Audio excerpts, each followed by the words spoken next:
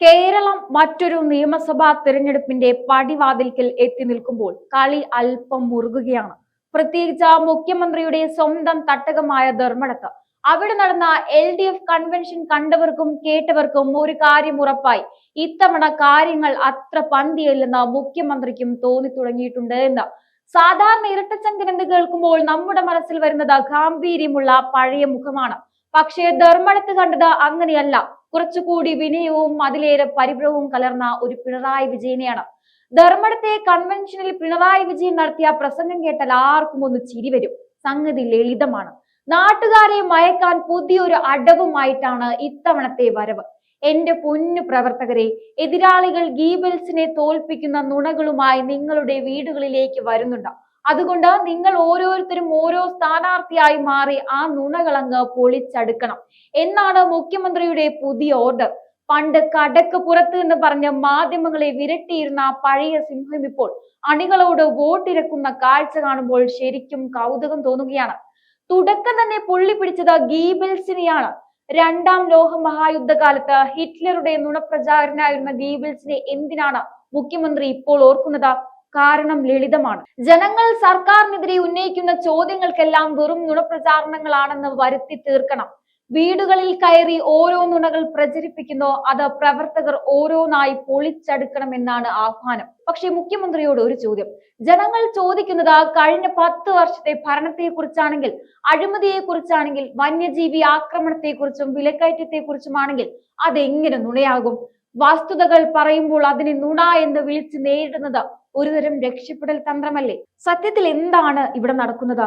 സ്വന്തം മണ്ഡലത്തിൽ പോലും വോട്ട് കുറയുമോ എന്നൊരു ചെറിയ പേടി ആ മുഖത്തുണ്ട് എന്ന് ആരെങ്കിലും സംശയിച്ചാൽ അവരെ കുറ്റം പറയാൻ പറ്റില്ല. എനിക്ക് എല്ലായിടത്തും ഓടിയെത്താൻ പറ്റില്ല, അതുകൊണ്ട് നിങ്ങളാണ് എന്റെ പ്രതിനിധികൾ എന്ന് പറയുമ്പോൾ പണി മൊത്തം അണികൾ എടുത്തോണം. ഫലം വരുമ്പോൾ ക്രെഡിറ്റ് എനിക്ക് മാത്രം എന്നൊരു ലൈനാണ് അദ്ദേഹം പിടിച്ചിരിക്കുന്നത്.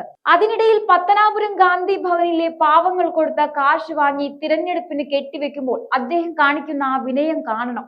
വോട്ട് കിട്ടാൻ വേണ്ടി എന്ത് വേഷവും കെട്ടാൻ തയ്യാറാണെന്ന് ചുരുക്കം. മറ്റൊരു രസകരമായ കാര്യം, താൻ ഈ നാടിന്റെ സന്തതിയാണെന്നും തന്റെ നേറ്റിവിറ്റി ആരും ചോദ്യം ചെയ്യേണ്ടെന്നുമാണ് അദ്ദേഹം പറയുന്നത്.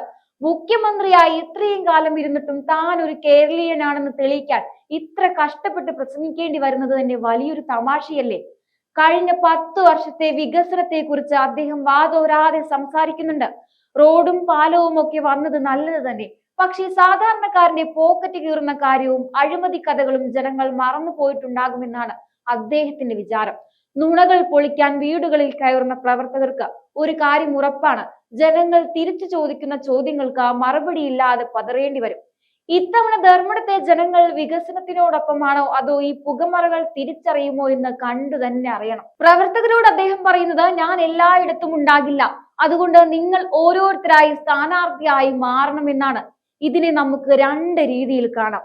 ഒന്നില്ലെങ്കിൽ സംസ്ഥാനം മുഴുവൻ ഓടി നടന്ന് രക്ഷിക്കേണ്ട ഗതികേടിലാണ് LDF, അല്ലെങ്കിൽ സ്വന്തം മണ്ഡലത്തിലെ വോട്ടർമാരെ നേരിട്ട് കാണാൻ മുഖ്യമന്ത്രിക്ക് പേടിയാണ്. വികസനം ചർച്ചയാകുമെന്ന് അദ്ദേഹം പറയുന്നുണ്ട്. ശരിയാണ്, വികസനം ചർച്ച ചെയ്യപ്പെടണം. പക്ഷെ അത് കുറച്ച് വലിയ പാലങ്ങളും റോഡുകളും മാത്രം കാണിച്ചു തീർക്കാവുന്ന ഒന്നല്ല. അതിദാരിദ്ര്യ നിർമ്മാർജ്ജനം നടത്തിയെന്ന് അവകാശപ്പെടുമ്പോഴും സാധാരണക്കാരന്റെ ജീവിത സാഹചര്യങ്ങൾ മെച്ചപ്പെട്ടിട്ടുണ്ടോ എന്ന് കൂടി പരിശോധിക്കുന്നത് നന്നായിരിക്കും. കഴിഞ്ഞ തവണത്തെ റെക്കോർഡ് ഭൂരിപക്ഷം ഇത്തവണയും കിട്ടുമെന്ന് അദ്ദേഹം സ്വപ്നം കാണുന്നുണ്ടാകാം. പക്ഷേ ധർമ്മടത്തെ ജനങ്ങൾ ഇത്തവണ ഈ നുണപ്രചാരണ കഥകൾ കേട്ട് മയങ്ങാൻ തയ്യാറാണെന്ന് കണ്ടറിയാം. നുണകൾ പൊളിക്കാൻ വീടുകളിൽ ചെല്ലുന്ന പ്രവർത്തകർക്ക് ജനങ്ങളുടെ ചോദ്യങ്ങൾക്ക് മുന്നിൽ ഉത്തരം മുട്ടേണ്ടി വരുമെന്ന് ഉറപ്പാണ്. പുകമറകൾ കൊണ്ട് ഭരണപരാജയങ്ങൾ മറച്ചു പിടിക്കാമെന്ന് കരുതുന്ന മുഖ്യമന്ത്രിയുടെ ഈ പുതിയ അടവ് ഇത്തവണ ഏൽക്കുമോ എന്ന് നമുക്ക് നോക്കാം. കഴിഞ്ഞ 10 വർഷത്തെ ഭരണം കൊണ്ട് ജനങ്ങൾ പൊറുതിമുട്ടി നിൽക്കുകയാണെന്ന് അദ്ദേഹത്തിന് മനസ്സിലായിട്ടുണ്ട്. അതുകൊണ്ട് ആ ദേഷ്യം മാറ്റാൻ വികസനം വികസനം എന്ന് വെറുതെ പാടി നടക്കുകയാണ്. നുണകൾ പൊളിക്കാൻ ഇറങ്ങുന്ന അണികളോട് ഒരു കാര്യമേ പറയാനുള്ളൂ: ജനങ്ങളുടെ വീട്ടിൽ ചെല്ലുമ്പോൾ അവർ തിരിച്ചു ചോദിക്കുന്ന ചോദ്യങ്ങൾക്ക് കൂടി മറുപടി കയ്യിൽ കരുതുന്നത് നല്ലതാണ്. കാരണം നുണകൾ പൊളിക്കാൻ പോയിട്ട് അവസാനം സ്വന്തം തടി കേടാവാതെ നോക്കേണ്ടി വരും. ധർമ്മടത്ത് മുഖ്യമന്ത്രി പ്രസംഗിക്കുമ്പോൾ വേദിയിൽ നിന്ന ആ മുഖങ്ങൾ കണ്ടോ? MV ഗോവിന്ദൻ, ബിനോയ് വിശ്വം, ശ്രേയാംസ് കുമാർ തുടങ്ങിയ അണികൾ ശരിക്കും പറഞ്ഞാൽ മുഖ്യമന്ത്രിയുടെ ഓരോ വാക്കിനും താളം പിടിക്കാനിരിക്കുന്ന ഒരു പ്രത്യേക തരം കാവൽപ്പട തന്നെയായിരുന്നു അത്. മുഖ്യമന്ത്രി നുണകൾ പൊളിക്കാൻ ആഹ്വാനം ചെയ്യുമ്പോൾ ഈ നേതാക്കൾ ഓരോരുത്തരും ചിന്തിക്കുന്നുണ്ടാവും, ഞങ്ങൾ നേരത്തെ ഇറക്കിയ ക്യാപ്സ്യൂളുകളൊന്നും ഏൽക്കുന്നില്ലല്ലോ, ഇനിയിപ്പോൾ എന്ത് പുതിയ അടവിറക്കുമെന്ന്. ആദ്യം തന്നെ എം വി ഗോവിന്ദൻ മാഷിന്റെ കാര്യമെടുക്കാം. CPM-ന്റെ സംസ്ഥാന സെക്രട്ടറി എന്ന നിലയിൽ അദ്ദേഹം ഇവിടെ ഇരിക്കുന്നത് കാണുമ്പോൾ പണ്ട് നടത്തിയ പ്രതിരോധ ജാഥകൾ ഓർമ്മ വരും. അന്ന് പ്രതിരോധിക്കാൻ നോക്കിയിട്ട് നടക്കാത്ത കാര്യങ്ങളാണ് ഇപ്പോൾ മുഖ്യമന്ത്രി പ്രവർത്തകരുടെ തലയിൽ കെട്ടിവെക്കുന്നത്. അടുത്തത് ബിനോയ് വിശ്വമാണ്. CPI-യുടെ വിപ്ലവ വീര്യമൊക്കെ എവിടെ പോയെന്ന് ആരെങ്കിലും ചോദിച്ചാൽ ബിനോയ് വിശ്വത്തിന് ഉത്തരമുണ്ടാവില്ല. മുഖ്യമന്ത്രി എന്ത് പറഞ്ഞാലും അത് വേദവാക്യമായി കണ്ടനുസരിക്കേണ്ടി വരുന്ന ഒരു സഹയാത്രികൻ മാത്രമായി CPI മാറിയിരിക്കുന്നു. ബിനോയ് വിശ്വം പ്രസംഗിക്കുമ്പോൾ വികസനത്തെക്കുറിച്ച് വാതോരാതെ സംസാരിക്കും. പക്ഷേ ആ വികസനം സാധാരണക്കാരന്റെ അടുക്കളയിൽ എത്തിയോ എന്ന് ചോദിച്ചാൽ അദ്ദേഹത്തിന് പേടിയാണ്. വലിയ വായിൽ നുണപ്രചാരണത്തെ കുറിച്ച് പറയുന്ന ബിനോയ് വിശ്വം സ്വന്തം പാർട്ടിയുടെ സ്വത്വം പോലും പണയപ്പെടുത്തിയാണ് ഈ വേദിയിൽ ഇരിക്കുന്നതെന്ന് ജനങ്ങൾക്കറിയാം. ഇനി ശ്രേയാംസ് കുമാറിന്റെ കാര്യം പറയാതിരിക്കാൻ പറ്റില്ല. ജനതാദളിന്റെ പേരും പറഞ്ഞ വികസനത്തിന്റെ വക്താവായി അദ്ദേഹം അവിടെ ഇരിക്കുമ്പോൾ ശരിക്കും ചിരി വരും. സ്വന്തം പാർട്ടിയുടെ അടിത്തറ എവിടെയാണെന്ന് പോലും അറിയാത്ത അവസ്ഥയിലാണ് അദ്ദേഹം. വികസനം ചർച്ചയാകുമെന്ന് അദ്ദേഹം ആവർത്തിക്കുമ്പോൾ അതാരുടെ വികസനമാണെന്ന് നാട്ടുകാർക്ക് കൃത്യമായി അറിയാം. വലിയ മാധ്യമ സാമ്രാജ്യത്തിന്റെ ഉടമയായിരുന്നിട്ടും രാഷ്ട്രീയത്തിൽ നിലനിൽക്കാൻ മുഖ്യമന്ത്രിയുടെ ഈ നുണ പൊളിക്കൽ നാടകത്തിന് ഓശാന പാടേണ്ടി വരുന്ന ശ്രേയാംസ് കുമാറിന്റെ ഗതികേടൊന്ന് ആലോചിച്ചു നോക്കൂ. ഈ മൂന്ന് നേതാക്കളും കൂടി ചേർന്ന് മുഖ്യമന്ത്രിക്ക് ഒരു സുരക്ഷിത വലയം തീർക്കുകയാണ്. ജനങ്ങളുടെ ചോദ്യങ്ങളിൽ നിന്ന് മുഖ്യമന്ത്രിയെ രക്ഷിച്ചെടുക്കാൻ ഇവർ കിണഞ്ഞു പരിശ്രമിക്കുകയാണ്. അണികളോട് വീട്ടിൽ കയറാൻ പറയുമ്പോൾ ഈ നേതാക്കൾ ആരെങ്കിലും നേരിട്ട് ജനങ്ങളുടെ ഇടയിലേക്ക് ചെന്ന് ചോദ്യങ്ങൾ നേരിടാൻ തയ്യാറാണോ? ഇല്ല. ധർമ്മടത്തെ വേദിയിൽ മുഖ്യമന്ത്രി പിണറായി വിജയൻ നടത്തിയ ആ പ്രസംഗം കണ്ടപ്പോൾ ശരിക്കും തോന്നിപ്പോയി ഇദ്ദേഹത്തിന് ഒരു ഓസ്കാർ അവാർഡ് തന്നെ കൊടുക്കണമെന്ന്. കാരണം അത്രത്തോളം വലിയൊരു അഭിനയമാണ് അവിടെ നടന്നത്. കേരളത്തെ ആകെ കടക്കിണിയിൽ മുക്കി സാധാരണക്കാരന്റെ തലയിൽ പിച്ചച്ചട്ടി എടുപ്പിക്കാൻ പാകത്തിന് സംസ്ഥാനത്തെ എത്തിച്ചിട്ട് ഇപ്പോൾ പറയുന്നു വികസനം ചർച്ചയാകുമെന്ന്. എന്ത് വികസനമാണ് സാർ നിങ്ങൾ ഉദ്ദേശിക്കുന്നത്? ക്ഷേമ പെൻഷൻ പോലും കൃത്യമായി കൊടുക്കാൻ കാശില്ലാത്ത വികസനമോ, അതോ അടുത്ത മാസം ശമ്പളം കൊടുക്കാൻ പണമില്ലാതെ കേന്ദ്രത്തോട് കെഞ്ചുന്ന വികസനമോ? ഇതിനിടയിലാണ് നുണപ്രചാരണം എന്ന പുതിയ ഐറ്റം അദ്ദേഹം ഇറക്കിയിരിക്കുന്നത്.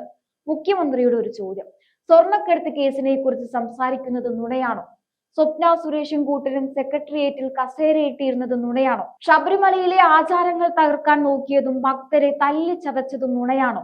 ഇതൊന്നും നുണകളല്ല. ഓരോ കേരളീയന്റെയും മനസ്സിൽ മായാത്ത മുറിപ്പാടുകളുമായി നിൽക്കുന്ന പച്ചയായ സത്യങ്ങളാണ്. ഈ സത്യങ്ങൾ വിളിച്ചു പറയുമ്പോൾ അതിനെ ഗീബൽസിയൻ തന്ത്രങ്ങൾ എന്ന് വിളിച്ച് ആക്ഷേപിക്കാൻ മുഖ്യമന്ത്രിക്ക് എങ്ങനെ സാധിക്കുന്നു? ചെയ്തു കൂട്ടിയ അഴിമതികൾക്ക് കൃത്യമായ തെളിവുകൾ ഓരോന്നായി പുറത്തു വരുമ്പോൾ അതിൽ നിന്ന് രക്ഷപ്പെടാൻ അണികൾ വീടുകളിൽ കയറി നുണ പൊളിക്കണമെന്ന് പറയുന്നത് എത്ര വലിയ തമാശയാണ്. വേദിയിലിരിക്കുന്ന എം വി ഗോവിന്ദനും ബിനോയ് വിശ്വവും ശ്രേയാംസ് കുമാറും ഒക്കെ ഈ അഭിനയത്തിന് കൈയടിക്കുമ്പോൾ അവർ ഒരു കാര്യം മറന്നു പോകുന്നു. കേരളത്തിലെ ജനങ്ങൾ മണ്ടന്മാരല്ല. വികസനം ചർച്ചയാകുമെന്ന് അദ്ദേഹം ആവർത്തിക്കുന്നുണ്ട്. ശരിയാണ്, ചർച്ച ചെയ്യണം. കഴിഞ്ഞ 10 വർഷം കൊണ്ട് എത്ര ലക്ഷം കോടി രൂപയുടെ കടമാണ് കേരളത്തിന്റെ തലയിൽ വെച്ചതെന്ന് നമുക്ക് ചർച്ച ചെയ്യാം. ലൈഫ് മിഷനിലെ അഴിമതിയും മറ്റും മാന്യമായി ചർച്ച ചെയ്യാം. പക്ഷേ മുഖ്യമന്ത്രിക്ക് അത് പേടിയാണ്. അതുകൊണ്ടാണ് അണികളോട് പറയുന്നത് വീടുകളിൽ കയറി നുണ പൊളിക്കണമെന്ന്. സത്യത്തിൽ അണികൾ ഓരോ വീട്ടിലും ചെല്ലുമ്പോൾ ജനങ്ങൾ ചോദിക്കാൻ പോകുന്ന ചോദ്യങ്ങൾക്ക് മുന്നിൽ ഇവർ ഉത്തരം മുട്ടുമെന്ന് ഉറപ്പാണ്.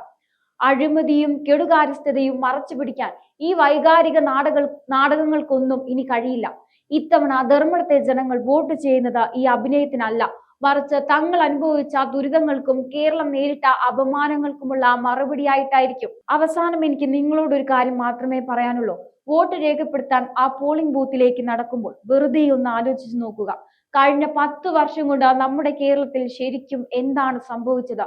വികസനം വികസനം എന്ന് ഇവർ പാടി നടക്കുമ്പോൾ നമ്മുടെ ഓരോരുത്തരുടെയും തലയിൽ എത്ര രൂപയുടെ കടബാധ്യതയാണ് ഈ സർക്കാർ വരുത്തി വെച്ചിരിക്കുന്നതെന്ന് നിങ്ങൾക്കറിയാമോ? വരും തലമുറയെ കടക്കെണിയിലാക്കി വിദേശയാത്രകൾ ആഘോഷിച്ചവർക്ക് മുന്നിലാണോ നിങ്ങൾ വിനീതരാകേണ്ടത്? നിങ്ങൾ വോട്ട് ചെയ്യുന്നതിന് മുമ്പ് ഒന്ന് ചിന്തിക്കുക. മുഖ്യമന്ത്രി നിങ്ങൾ ചെയ്തു കൂട്ടിയ അഴിമതിക്കും സ്വജനപക്ഷപാതത്തിനും കൃത്യമായ തെളിവുകൾ ഞങ്ങളുടെ മുന്നിലുണ്ട്. ആ തെളിവുകൾ തന്നെയാണ് ഇത്തവണത്തെ വോട്ടെടുപ്പിൽ നിങ്ങളുടെ പരാജയമായി മാറാൻ പോകുന്നത്. എന്തായാലും ഈ ഒരു വിഷയത്തെക്കുറിച്ചുള്ള നിങ്ങളുടെ അഭിപ്രായങ്ങൾ കമന്റ് ബോക്സിൽ രേഖപ്പെടുത്തുക. മറ്റൊരു വിഷയവുമായി വീണ്ടും കാണാം. നന്ദി.